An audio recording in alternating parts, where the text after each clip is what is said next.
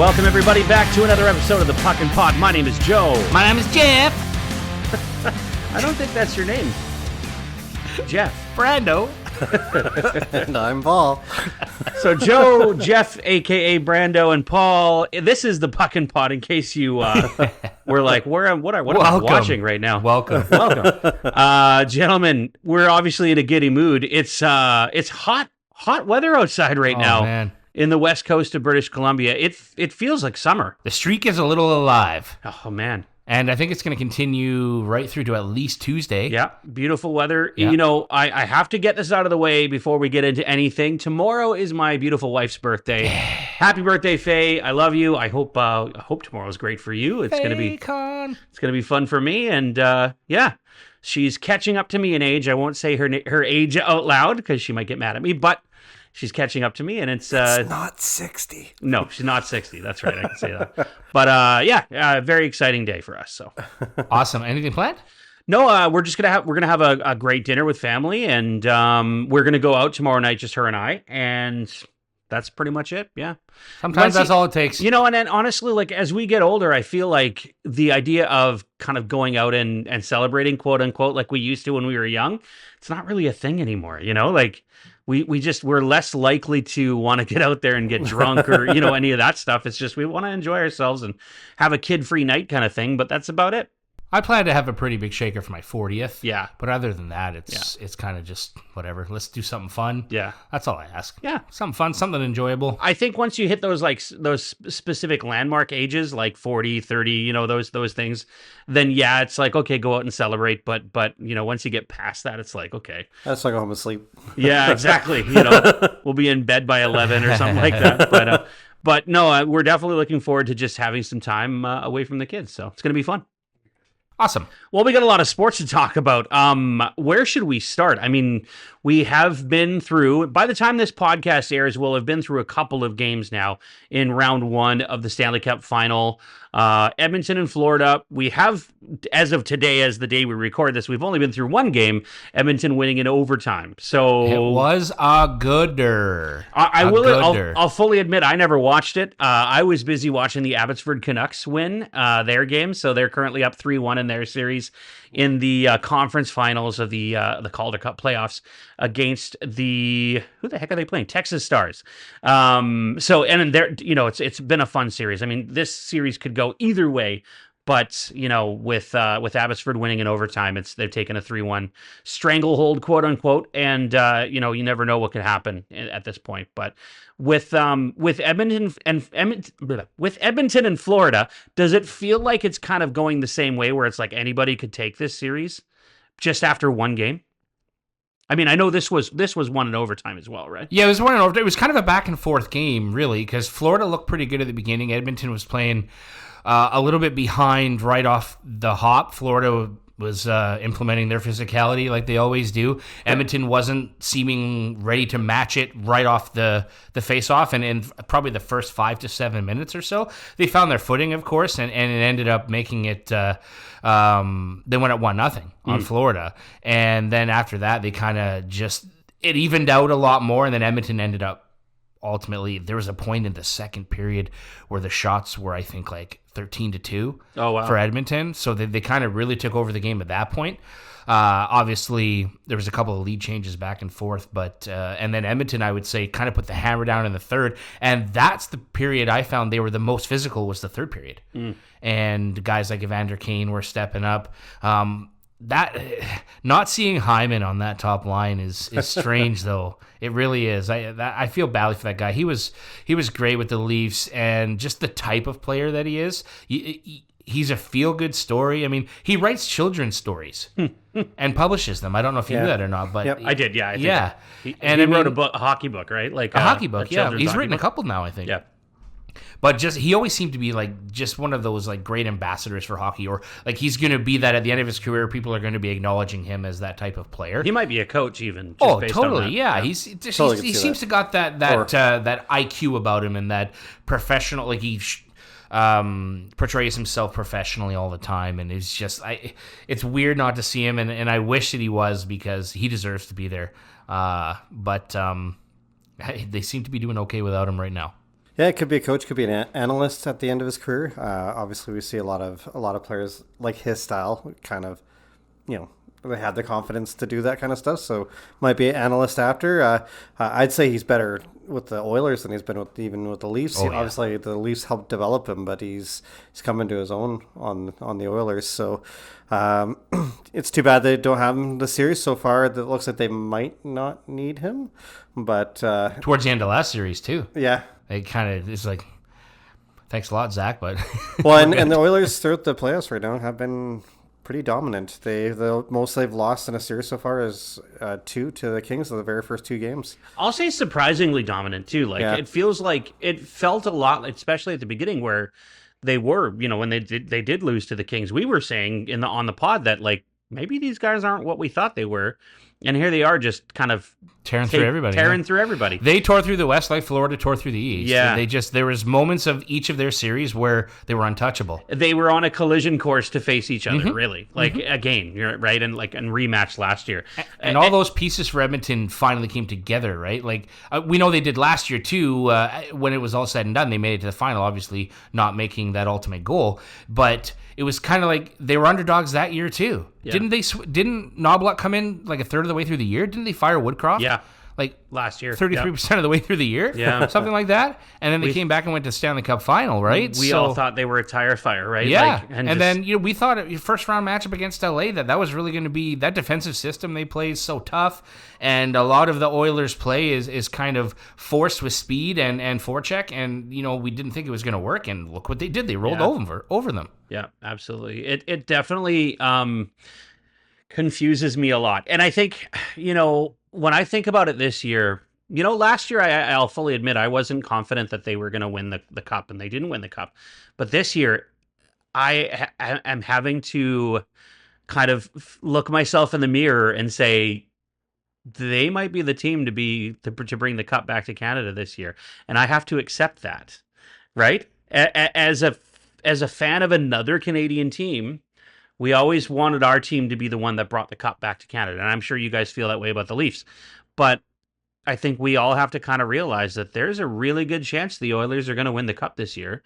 And we're going to have to live with the consequences of that. And I mean that in the utmost respect to people like Mike and, good fans who are... They're not, those guys who are going to just shove it down your throat and rub it in your face. I actually more blame the media than I do the fans per se. With this whole Canada's team thing, right? That they try to like put out there and shove down your throat. It just feels to me like that's something we're going to have to watch over and over and over again. Yeah. I will say though, I'm glad that I'm going to be distracted by other things like CFL football, the PWHL now, and then of course the junior hockey when that comes up too. So I'm not going to have to sit there and suffer that much, so to speak. But yeah, it's going to be tough, I think, for the first little while to deal with. Talking about PWHL, obviously they got Darnell Nurse on the Edmonton Oilers. Yeah. Vancouver picked up Sarah Nurse. Signing her to a contract. Yes, it's actually really exciting. They've got their first 5 players that they were allowed to sign before the expansion draft. So what it does is it allows the other teams to protect other players, like an extra player, basically a 4th player. And so they picked up, Sarah Nurse. They've got two really good defensive players that they've signed in Claire Thompson and I think it's Jakes is the last name, and I forgot what her first name is. Sophie Jakes and Claire Thompson, 2 defensive players, 2 really good defensive players. So they've got like elite defensive players. Sarah Nurse is an elite forward. They actually picked up another forward, and I've forgotten what her name was today. They announced it today. And a really good goalie as well from Ottawa. So, and they're all Canadian players, which I love. Yeah. I love that. It's like I saw somebody on Twitter say something along the lines of, it's basically a mini Team Canada with all these great players, right? So that's exciting. You know that the team's going to be good right off the bat, which is something to look forward to. I'm really looking forward to the expansion draft to see kind of what happens there too. Yeah, it'll be interesting. Yeah. Hilary Knight was also signed by Seattle. By Seattle. And that was a big one. Hilary Knight was the big kind of one we were talking about last time, and then also the player I was trying to remember before when we were talking about some of the best players in the league. Kendall Coyne Schofield is the one I was thinking of. She's on Minnesota, who just won the Walter Cup. Okay. Wow. She's their elite player. They protected her though, so she wasn't going anywhere. Yeah. That makes sense. So pretty exciting stuff. I'm really intrigued at the process, but I'm also excited as somebody who's interested in the league and the way the team will be presented. I think it's going to be exciting to see a good Vancouver team right away. Yeah, it's makes for entertaining sports when they're competitive, right? Like I understand the concept of tanking when it comes to the NBA, MLB. NHL, but when you're just starting in a league, you want people to come to your games. If you're going to be just a crap team, you're not going to make any money. You're likely to fold, like some of the old NHL franchises did when they were first being expanded into the league. I just love the fact that they're allowed to be a good team. When Vancouver Grizzlies came around, they weren't allowed to be a good team right away, and that's ultimately why they failed, right? It was the way that the league was set up, in that Vancouver and Toronto weren't allowed to be good right away. They weren't allowed to have first overall draft picks, even though they were bad. So it was really frustrating to see them sort of be held back from becoming a good team. Yeah, you can look at the Golden Knights as kind of where that really started to change. Like obviously you had Minnesota, Columbus, Atlanta, all those teams come into the league. It wasn't as high a purchase cost to get into the league, and there's lesser selections. Like you were looking at bottom 6 forwards that you could pick in the expansion draft compared to when Vegas came in. It was at least top 9. Yeah, and you might see similar deals being made with the PWHL, where they're being offered trades for not picking certain players and stuff, right? Yeah. So it'll be kind of interesting to see how that plays out. That's been kind of a cool talking point with expansion draft in the NHL, and you see those things happen closer to the time with the trades that I'll trade you this player if you don't, or this draft pick if you don't select him. Yeah, that's interesting. Very, very cool. Actually, it's kind of exciting when you think about the potential for what you can get in return. But yeah, it's definitely something I'm looking forward to in terms of how that process plays out. And that expansion draft happens on Monday. So the day that this podcast is aired, we'll see we'll see how that plays out. So it'll be fun to see. You guys want to touch? I'd like to go back to the Oilers and Panthers in a minute, but why don't we kind of round out? There's a few coaching things going on in the NHL. Why don't we start with the Canucks? They rounded out their staff today with Kevin Dean, Brett McLean, and Scott Young to the coaching staff, and then basically that made, I'm going to butcher this, but Svechkovsky. Yes. Gonchar and Crawford aren't going to come back. Yeah, Yogi Svechkovsky. He actually left the team prior to these hirings anyway, because he was going to join Rick Tocchet in Philadelphia. Oh, so okay. He was actually Rick Tockett's hire to come to Vancouver. I believe he was in charge of the power play, I want to say, at least maybe the offense. But yeah, so he basically is joining Rick Tocchet in Philadelphia. And so the cool thing about these new hires, Brett McLean, Kevin Dean, and Scott Young, is they're all like new coaches. Like Kevin Dean's not new. He's been around. He was in Boston. But he's actually quite renowned for his defensive coaching, which is kind of interesting. I believe he'll be kind of in charge of, along with Adam Foote, to kind of run the penalty kill and the defense, of course. But yeah. It's going to be really interesting to see what Brett McLean and Scott Young, I can't talk today. It's going to be interesting to see what they can do to kind of help the offense and get the power play going. The Sedins are still going to be involved with the team in whatever role they were with. Development. I think they had a play in also some assistant coaching duties, possibly with, getting them sort of power play ideas and stuff like that. I'm not really sure there, but they still, as far as I know, they still need to get somebody who is going to run the video coach duty, because the video coach is also gone as well.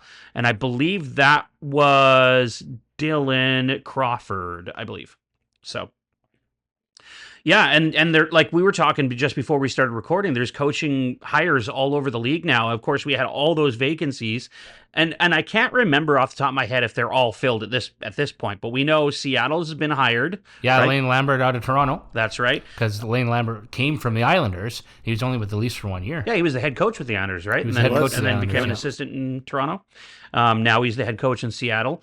I don't know if he brought any assistants with him yet, or if they've just not announced it yet or anything. But and then also in Muse. Muse in where's that? Boston, Pittsburgh. In Pittsburgh. Muse in Pittsburgh, and that's one we've never heard of before. Yeah, can't say I've ever heard of him. Yeah, it's interesting when you get those kind of, and I mean, like this goes along with Vancouver and their assistant coaches never heard of two of the three anyway. So it'll be interesting to kind of see how things play out there. So I just read that he was a former assistant with the Rangers. There you go. Okay, and then also Boston hired their coach today, and that was what's his name? Marco Sturm. Yeah, Marco Sturm. Marco Sturm. Marco Sturm actually played for Vancouver for one season.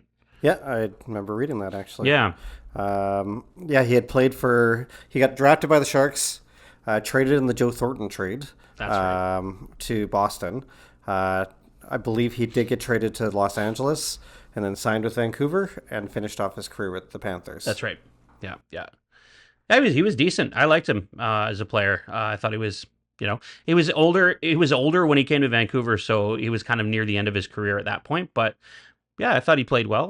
We'll see what kind of a coach he is. I know he's got experience coaching, so it's not like he's coming in as a brand new coach, period. But, I mean, you're never going to give a guy who's never coached before a job in the NHL.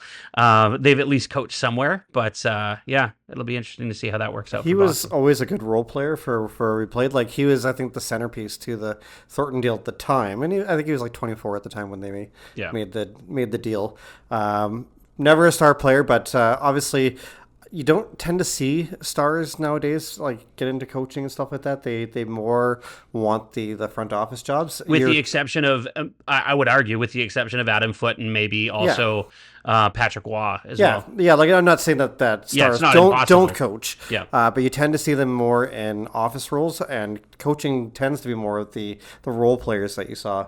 Growing up or even before you're even born. I wonder, though, if a part of that is because a lot of times the star players, they're so self-absorbed throughout their career. And I mean that, like, obviously in an honest way, but like they're so self-absorbed, focused on themselves that they don't understand the idea of how to kind of impart that wisdom on other people. So I wonder if that's why they struggle so much to coach. I mean, Wayne Gretzky tried coaching, right? And it didn't work out for him, right? It's not just the self-absorption. It's, I think, the role players, they see the whole game, right? They do a little bit of everything. How many star players in the NHL? Well, I mean, it's a rhetorical question, really. But how many star players in the NHL are two-way? Like off the top of my head, if I think of maybe the top 10 players, what is there? Two of them. Yeah, 2 out of the top 10 best players in the NHL right now are more of a two-way player. I can think of at least 3, maybe 4. A couple that are playing in the final right now. Barkov, for sure. Well, yeah, and Barkov would have been the top of my list. I would include McDavid in there too. I know. I would. I think he's. Sorry, guys. I would. I think he's more. I think he is obviously more offensive than he is defensive, but I definitely see the ability there. Yeah. But for me, like when I think of the top two ways, I think of people like Barkov. I think of Nate McKinnon. I also think Sidney Crosby. Like those type of players, and of course, Matthews is a good two-way player too. Yeah. Okay, I'm an idiot. Sorry. No. I think really what it comes down to, and it's a fair question because I think ultimately, how do you define two-way? Really, right? Yeah. Like, how do you define who's a good two-way player? Yeah. I just think that if you're gonna look at a player and you're gonna say, well, he's not good enough defensively, well, then maybe you wouldn't consider him as a two-way player. But I really think and a lot of times too, it's. They're not complemented well enough with the line mates that they have as two-way players. So like they don't have enough two-way players on their line with them to help them and complement them. Yeah. So I think that's definitely because there's probably a lot of really good two-way players that you'd never think of, 100%. Right? And until you see them play on your team or something like that, and you're like, holy crap, I didn't realize that guy was so good defensively, So. But I think in a roundabout way, the role players see the game differently. Like I said, they see it as a whole rather than just kind of focused on either offense or guys that are defensive minded and your fourth line role players, things like that. But kind of middle of your lineup role players. And I was thinking like Rod Brindamore. I mean, was he really a star either?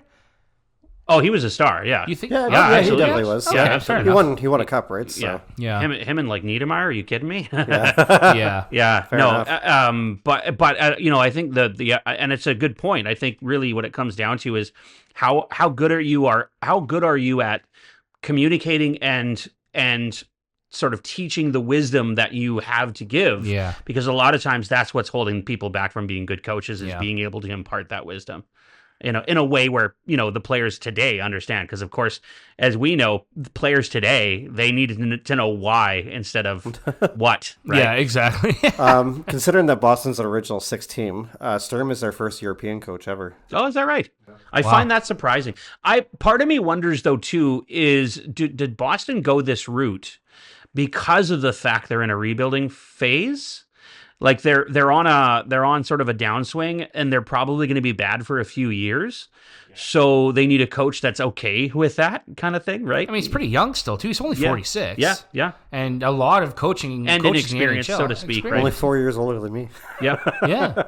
I mean, this guy could borderline probably still play in the NHL. Like, probably. And could. so, to your point, maybe that is part of the reason they want to bring in a younger coach to coach younger guys and develop with them. Build the sort of the new Boston Bruins dynasty, so to speak, right? Yeah.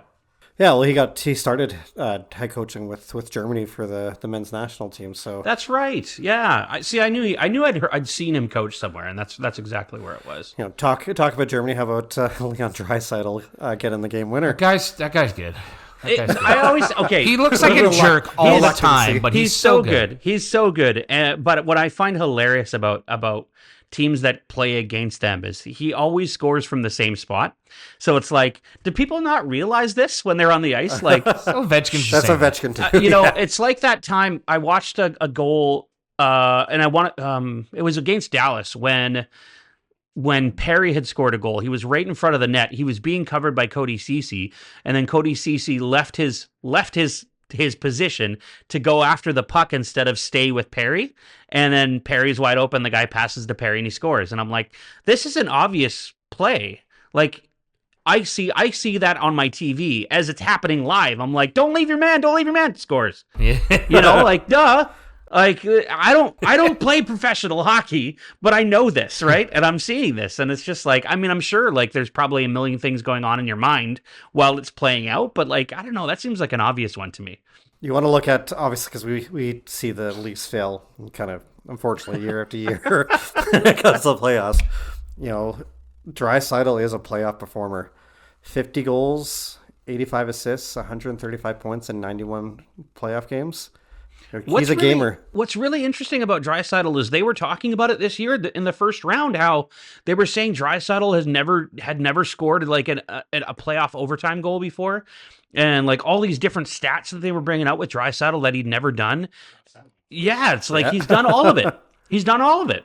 He's got 20, it's like 27 points this playoffs. Like, yeah, that's the cool thing about hockey in general, especially when you've got elite players.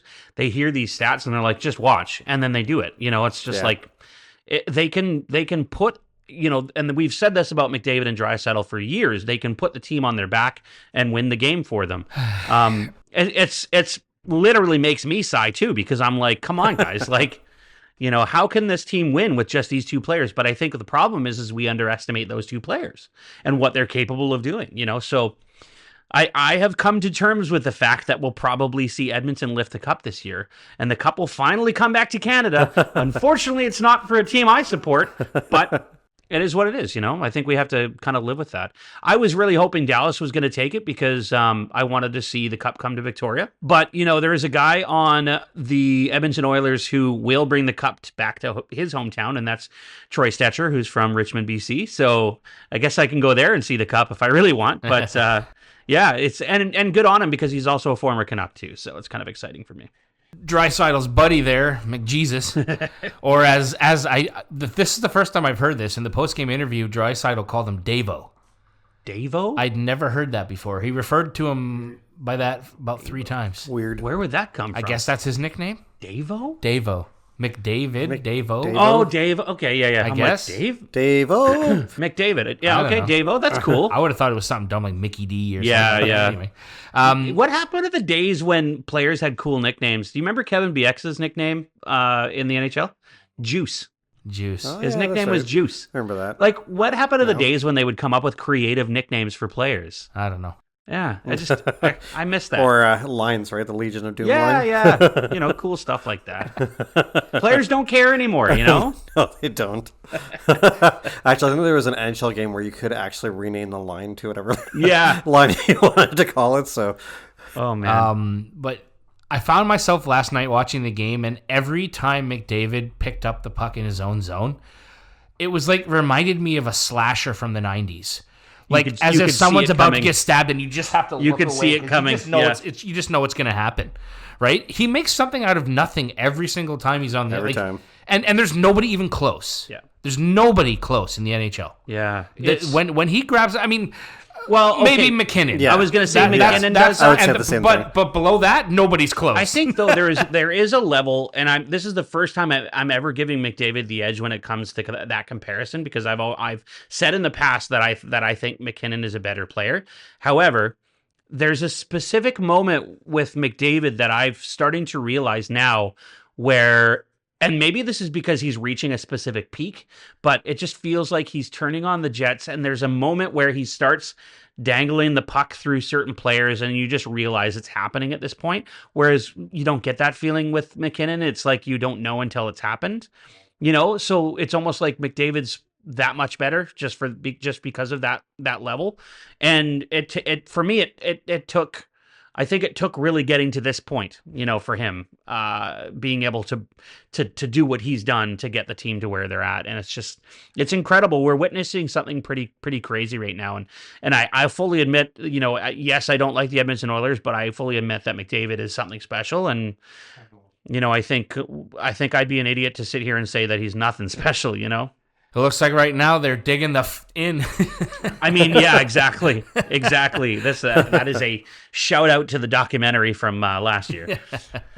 But it's definitely it's been a really crazy playoffs in both the AHL and the NHL. We've still got more hockey to be played, and you just never know what's going to happen. I fully sit here and am prepared to say the Edmonton Oilers are Stanley Cup champions, but we cannot obviously sit here and say Florida is going to lose this one. Yeah. Well, Bennett again, 2 goals again, like unreal. He's in for a major payday this offseason. What I find interesting about the games, though, is that the goals are still quiet goals, Paul. Yeah. Whereas you see all the other crap that he does, right? That's what takes front and center, because he's always getting in the mix of whether it be with the other team's goaltenders or players. And I mean, really, after the whistle stuff, he's not really that much of an initiator. Yeah. He kind of just skates the other way, and that's what makes people mad, right? Yeah. But his goals are kind of quiet. They're just...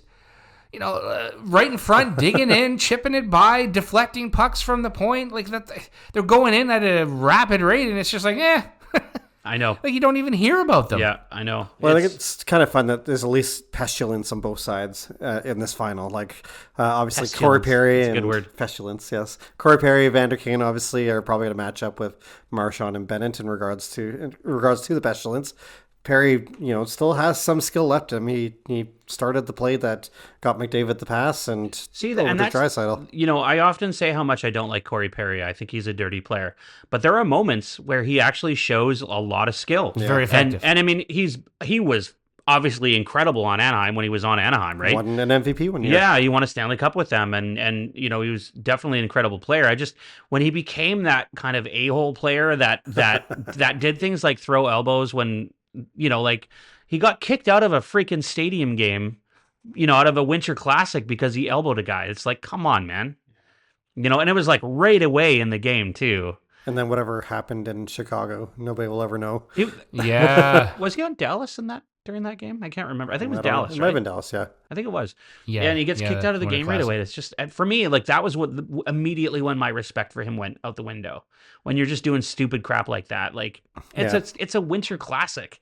It's like saying he flip the bird at everybody during a kids game. You know what I mean? Like that kind of mentality, like completely unnecessary. No, that's something Andrew Ference would do. So I never liked Andrew Ference either. So fair enough.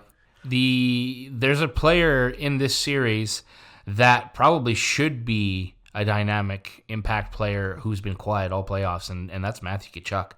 He's been a ghost, really. Yeah, for a bit of the playoffs so far, I'd say. I think he's battling something. Yeah, I really do. He probably came back too early from his injury and all that stuff. Like, he probably could have gone the rest of the year without playing. Kind of reminds me of Brady in a lot of ways, really. Yeah. You know, when Toronto and Ottawa were going at it, it felt like Brady was nowhere to be seen. Yeah, and I mean, they're gamers for sure. Yeah. And they're tough as nails. You can see that. But he's basically been ineffective. He hasn't done anything for Florida. So it's amazing without a player of that caliber basically performing at a high level, which is very familiar for us, Paul, is the rest of the team just doing it collectively. They're just doing it together, right? And so, I mean, Edmonton's up 1-0, but that game was close.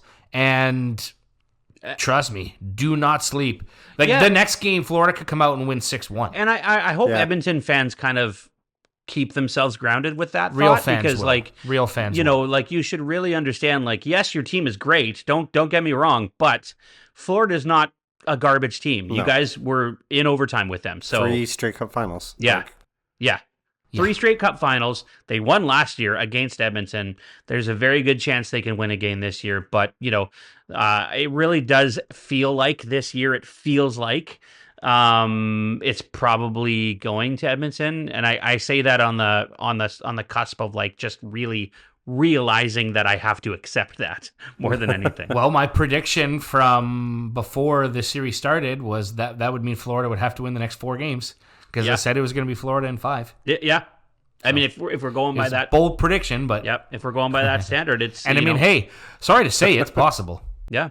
And, you know, when we were having our group chat the other day, we were talking about what our predictions for the score was going to be yesterday. I think a few people had said something like 5-2, you know. I got the number of goals right. I said 5-2. Yeah. I just knew that it was going to be a closer game. Like, I knew it was going to be a tight game. I said 3-2 and ended up being 4-3. Right? Yes. 4-3. Yep. Ended up being 4-3, but, you know, it was a tight game. And I think that's the thing, is like, you can't expect a team to just sit back, especially in the Stanley Cup Final. I mean, you got to expect what McDavid said, dig in, right? They're digging in, and they're going to do whatever it takes to win that cup. But, you know, looking at Team Collective, you know, it's proof that you can win games team collectively. When you got a guy like Stuart Skinner, who was being considered one of the worst goaltenders ever in the playoffs, to now being able to make every save because he's got the team gathering around him, right? Yeah, supporting him, blocking shots, doing all the right things. Yep. It just baffles me sometimes watching that guy play. I just don't get it. You know, while we're recording this podcast, we're also watching the Blue Jays game. So why don't we talk a little bit about the baseball season so far and what we're looking at with this Blue Jays team, because they have been up and down, have they not? Not recently. They've won 8 of their last 10 games. So they're up right now. What the heck is going on? They just won 4 in a row against Philadelphia. So they opened the season with a losing record for quite a few games, right? I mean, they've been right around 500 for most of the year. I'd say within 3 or 4 games. Right. Okay. I would say that's probably the lowest they've been. So let's talk a little bit about what we're seeing with this Blue Jays team. Is it as a fan of baseball, as a fan of the Blue Jays, is this looks like they won their game, by the way. They did. 9-1 final against the Phillies. Are you guys happy with the way you're seeing this team kind of come out and win? I mean, you got to be happy with a victory like that, but like, are you happy with the progress you're seeing? I mean, obviously, we were talking before we recorded. You were talking about Vladdy and the way he's kind of not hitting that well. Overall, what's your thoughts on the team?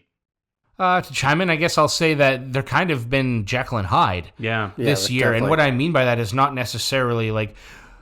I mean, a little bit. They've been a little streaky, but I mean more with like the game within the game, because they seem to come out and like they've been scoring recently. But up until this point, runners in scoring position has been a problem for years, it seems.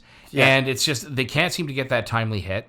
And they will go 3 game set over the weekend and score a total of 3 runs. and then they'll get absolutely shellacked, and then they'll go into the next weekend series, and in 3 games they'll score 30 runs. And you're just like, what's the difference? Like, you're still facing major league pitching. Like, every rotation is going to have probably 4 guys that are going to be able to beat you at any time of the week. There might be only one spot on the pitching rotation that you're kind of like, oh, I can't wait to get to that guy. Yeah. Right? But realistically, the team's been underwhelming. Yeah. But they're turning it on now. So maybe it was just a slow start, right? We know the season is really long. So maybe it's just a slow start, and this is kind of what they're doing, right? Yeah, like it's been actually their mid to bottom of the lineup that's been more of the surprise than anything else. They're actually they're getting, like a good surprise, you mean? Good surprise, yeah. Like in regards, they're getting timely hits. It's actually the pitching staff that's been kind of a bit of the Achilles heel so far this season. Chris Bassett's been pretty consistent, but kind of everyone else has been kind of on and off. At least with Gausman, he's kind of always consistent, but he seems to give up a home run or 2 every game. So it's depends if you have players on or runners on base and whether the Jays can catch up. But yeah, the bottom half of their lineup, their role players are getting timely hits. Bichette's been hot lately. Vladdy is needing to live up to $500 million. But I mean, I would love that problem. Yeah. I would love that problem.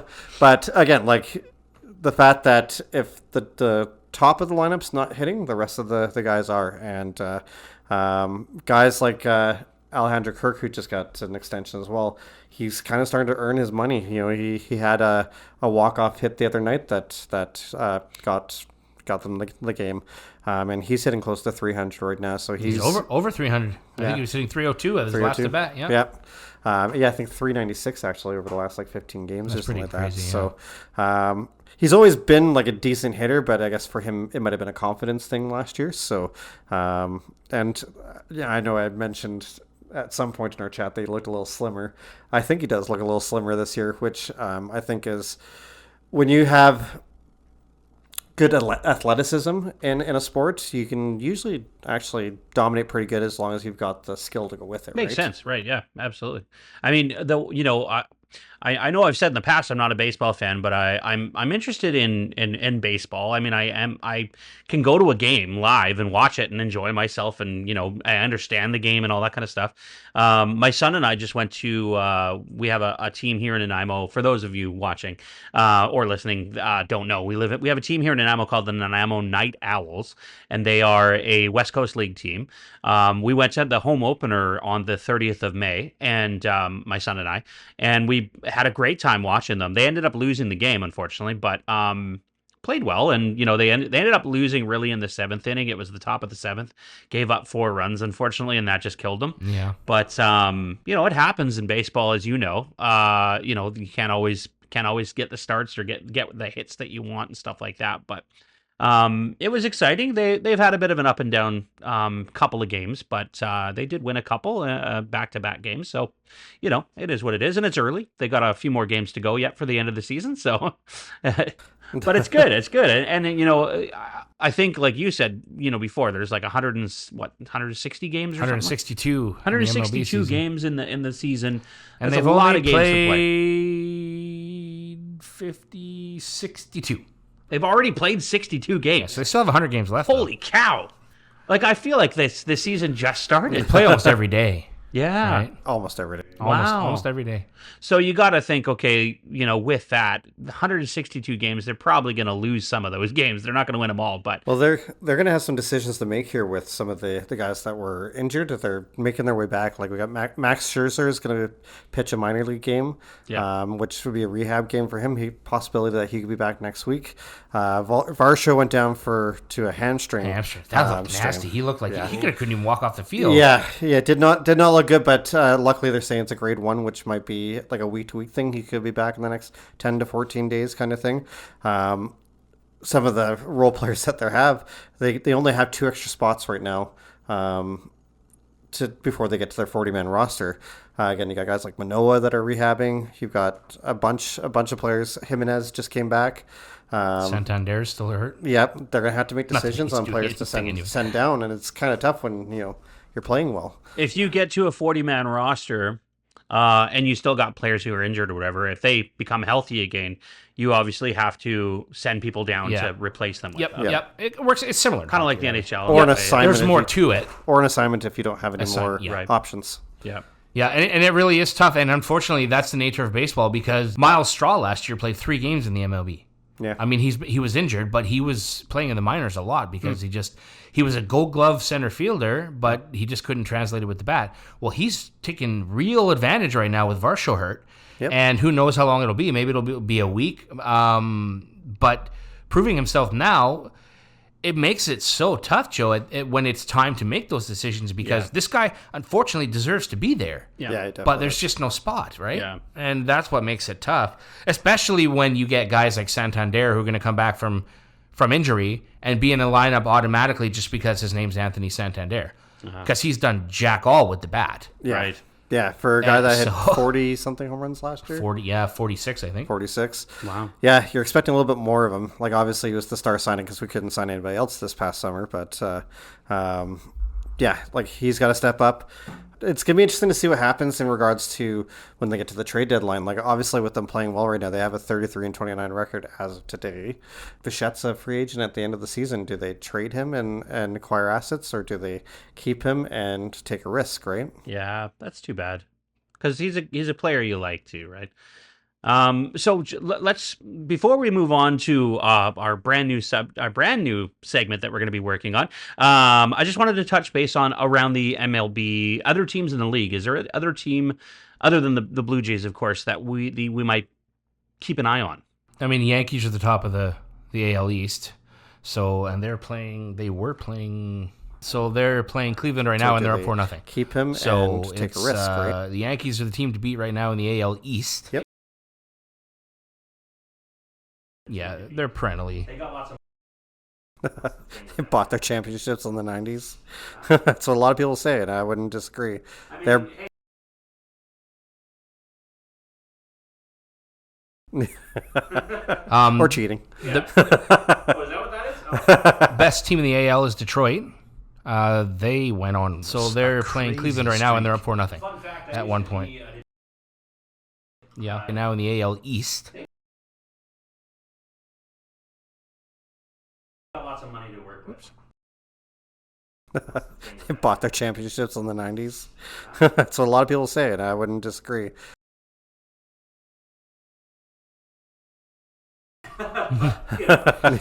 Just confirmed Detroit's actually, with their record, is the best team in baseball. Best team in the AL is Detroit. Their record is 41-23 they right now. Went on, which is surprising because you'd obviously expect the Dodgers and the Mets to be there. Mets are up there, the second best team, I believe, in the league, or close to.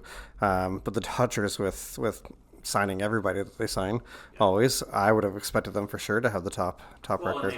They are top in their division. And I wouldn't disagree. They did, yes. Yep. What on the other side of things, the poor Colorado Rockies just confirmed 12 games. Best team in the AL is Detroit. I think I saw yesterday it's either a record or close to a record for the worst start. Now, and they're up the worst record up until this point. Yeah, worst 60-game start in the history of the MLB. Major League Baseball's been around since 1839. Yeah, like that's not kind of, it's been around a long ass time. Yeah, I expected them for sure to have the top record. They won the World Series too last year. They did, yes. I thought, man, kind of fun. I don't have a name for it, but I just. I do want to say something real quick. I think it's important, especially with the proximity of our podcast where we are.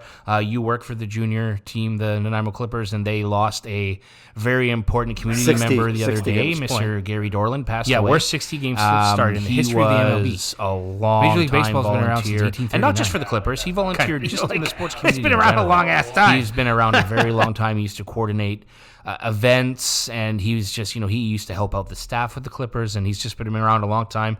Sounded, I don't know. Other man, kind of fun. I don't have a name for it, but it sounds like he had a really long health battle, unfortunately. I do want to say always known as a bit of a grump. I think it's important, but he was the first guy to do anything that you needed, right? Of our podcast where we are. Yeah, 60 games. Point. Yeah. He was a long-time volunteer, and not just for the Clippers. He volunteered just in the sports community in general. Had that little smirk up the side. If you can see it behind his big bushy beard, It is something I'm going to miss. Yeah, I have a name for it, but I do want to say something real quick. I think it's important, especially with the proximity and the saying.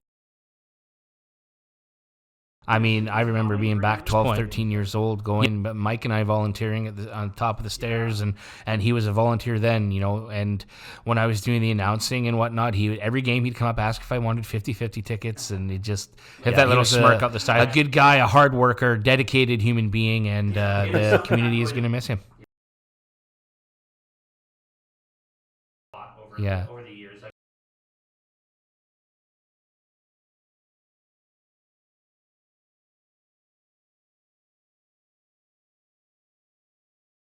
Yeah. And then I mean, I remember being back 12, 13 years old going, but Mike and I volunteering on top of the stairs, and he was a volunteer then, and when I was doing the announcing.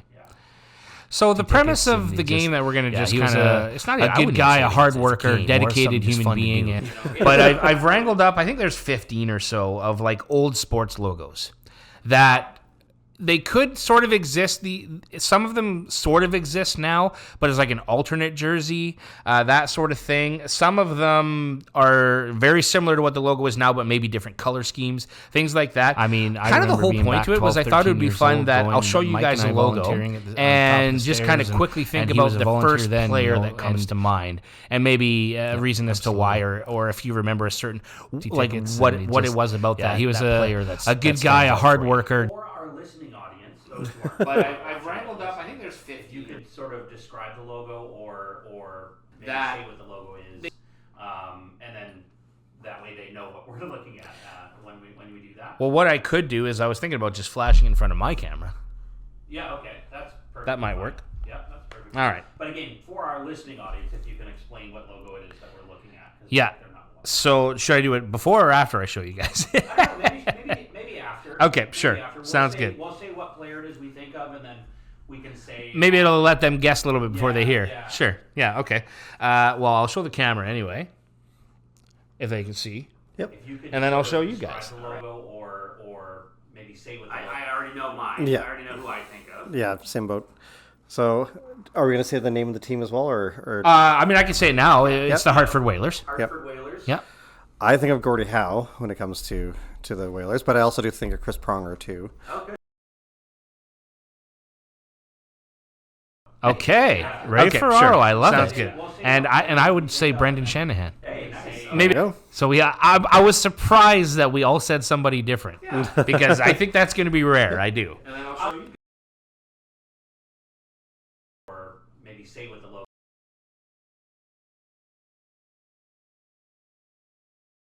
The team as well. Yeah, and I think the whole point is to have kind of an initial reaction because it triggers something, right? I think of Gordie I have Howe a feeling I know what your answer is going to be for this, Paul, and I think it's going to be different than mine, but we'll see. So this one, I'll show the camera. Maybe after. Okay, sure. Okay, yeah. There you go. So we have. So it's the Montreal Expos. Because I think that's going to be. I'm going to go with Jackie Robinson. Okay. Not who I was expecting. I'll go with Vladdy's dad. Okay, so that would have been mine too. I thought you'd go Larry Walker. Did Larry Walker? I guess, yeah, he did. Same with... Yeah, normally I do too. Also think of Pedro Martinez. Yes, yeah, that's very true. Okay. Yeah. Literally, I could not tell you a player who played for Montreal except Jackie Robinson. Maybe right. Player Okay, sure. That played for Montreal. I mean, yeah, that's kind of where Vladimir Guerrero Sr. got his start. Yeah. This one's going to be interesting. It might be an era thing. A couple of these might be that way. Yeah. Okay, so we'll go back to the camera. Nice. Okay, so that would have been mine too. One of my favorite, I thought you'd go Larry Walker. One of my favorite all-time players played for them. Going to pick him, but go ahead. John Stockton. Oh, phew.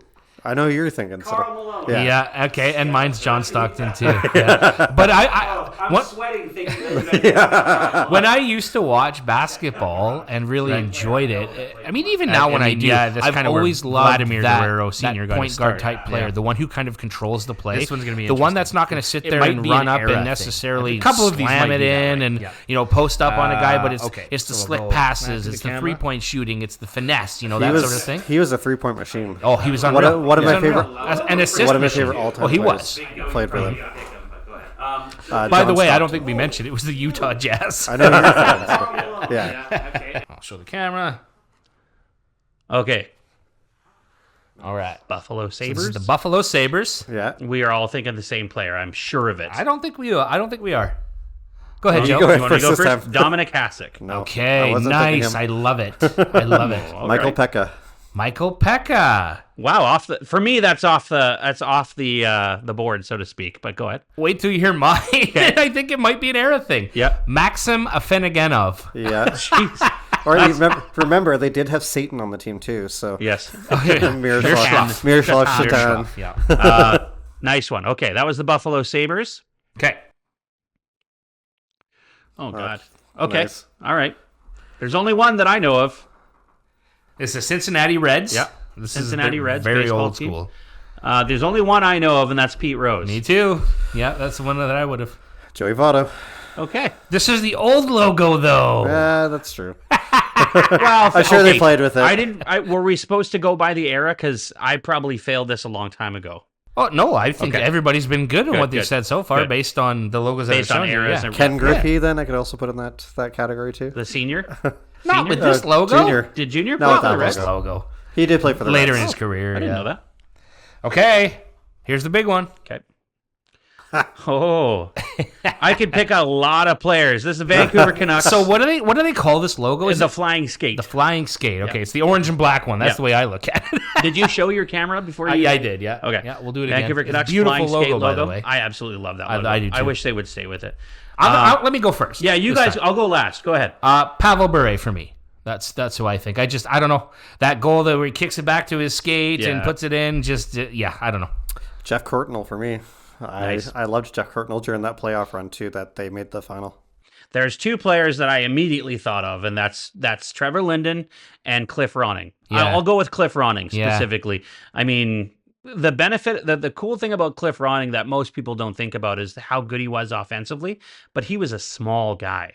He was like 5'8", like small guy, and a lot of smaller players look up to guys Yep. like him. Yeah. So yeah. The last year that I announced for the Clippers, we did an alumni game right after Christmas. Right on. And it was the Clippers alumni versus the Vancouver alumni. Canucks alumni. That's cool. And Cliff Ronning came and played. I think it was like, I don't know how old he was, but he was untouchable Yeah. on the ice. Yeah. What I thought was kind of cool as one of the other Vancouver Canucks alumni players, he wasn't actually an alumni player. Yeah. But Aaron Pritchett played for Oh them. yeah, that's right. Yeah, yeah. I He's remember a decent little hockey player, actually. Yeah. Yeah. Okay, moving on. All right. Okay. The old San Antonio Spurs. This is the one. This is the logo that has kind of the teal, pink, and orange in Yeah. it. Yeah. I'm officially stumped. I can't think of anybody. for the Spurs. Mine is still Tim Duncan, believe it or not, even though he kind of played with both. I think this logo ended in like 02 or something like that, but I still think of Tim Duncan. Interesting. I think of Tim Robinson Tim Robinson. Yeah, he was- I can't think of any players. or Will Ferrell and the Vassal movie that he did. Tropical something. The Flint Tropics was the team. Yeah, that's right. Yes. Oh, that's right too. And they were the farm team for the. Oh, Spurs. Spurs. It's like amateur ball, pro ball. Yeah. I remember it being. He said SMIC. Yeah, like I remember it being funny, but like not as funny as his normal movies, like the movies that came before it, but still good. I think my answer to this one's going to be different than you guys for sure. Okay. And I'm curious what you think about it. Anyway, here's the logo. Nice.